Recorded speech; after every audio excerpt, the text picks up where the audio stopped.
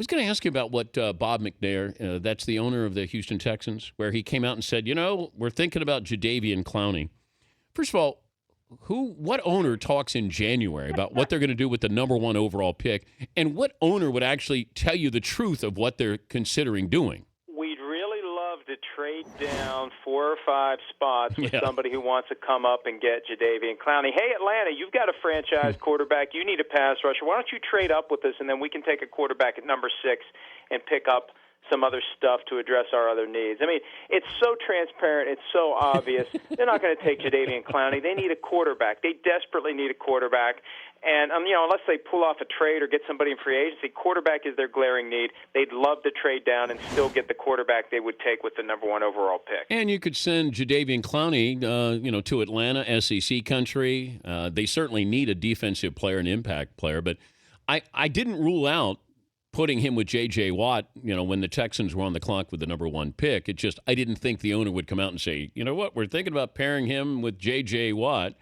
I know they need a quarterback. I just don't know if Bill O'Brien, who's going to join us next hour, is going to say, that quarterback is my franchise quarterback. Is it that, or is there a free agent out there that might be a better solution for the Texans? The problem is there really aren't many/any free agents who ever become available that you make a franchise quarterback.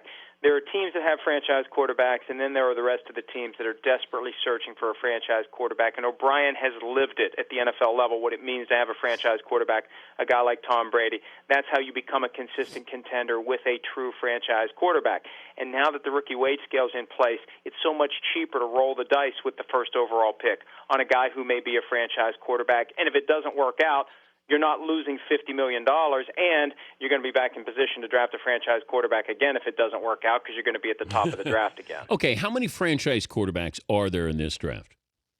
We don't know, and we won't know until they play at the NFL level. That's why you do your homework, you pick the guy that you like, and you roll the dice and hope you can make him a franchise quarterback. I mean, could it be Johnny Manziel? I love what the guy could do, but you look at how he got banged around by the Duke defense at the Chick-fil-A Bowl. He gets hit like that by an NFL team, and he's not going to live very long.